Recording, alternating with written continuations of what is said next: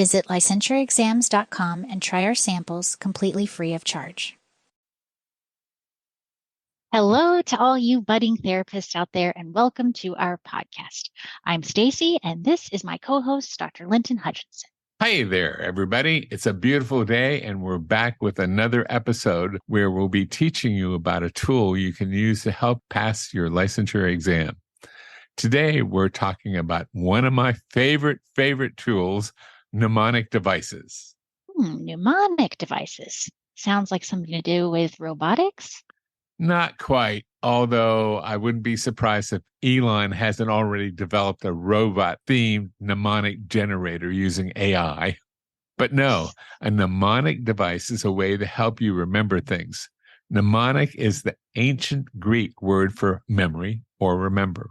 These techniques are based on simple memory-enhancing strategies using images, patterns, and structures. For instance, you might use acronyms to remember a list of principles or theories, or what you want to buy at Publix.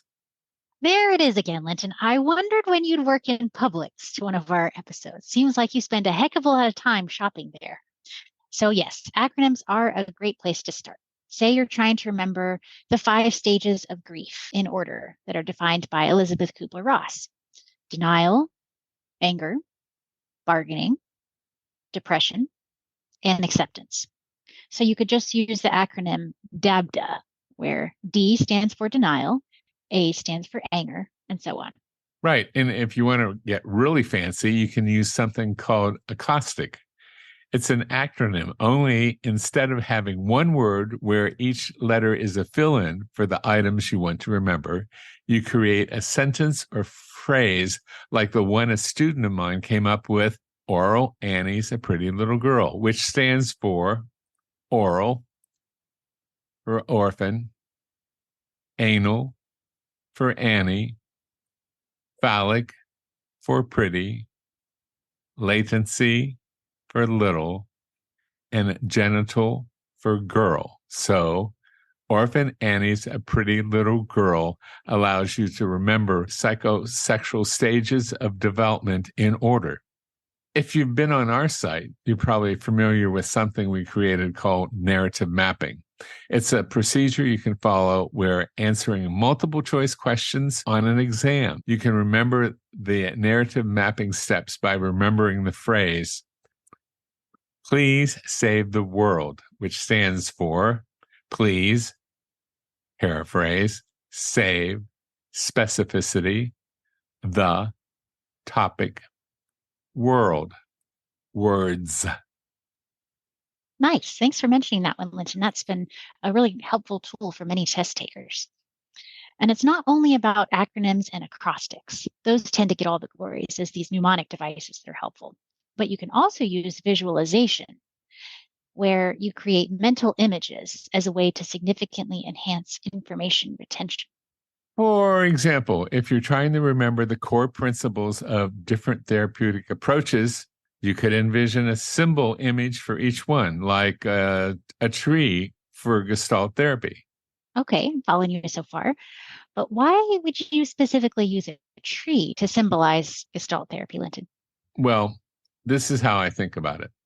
A tree is rooted in the ground in the present moment. It's also a living thing that grows and it changes over time. Sound familiar? Yeah, that's just like Gestalt therapy, which emphasizes the client's growth and change over time while trying to live more fully in the present moment. See how that works? So when you use visualization to help remember things, they stick better in your memory. I gotcha. Okay, well, thanks a lot for the visual, Linton. Now that's what I'm going to think about whenever I look at a tree. I'm going to think Gestalt therapy. All right, so another mnemonic tool that we've used a lot is called the method of loci, which is also called the memory palace technique. So the method of loci is where you create an imaginary journey through a place that you know well, like your house, for example. And as you walk through it, you associate every item or piece of information with something specific in that place. So for instance, if I wanted to remember the ethical principles that therapists use, I could imagine walking through my house on seeing each principle in a different room.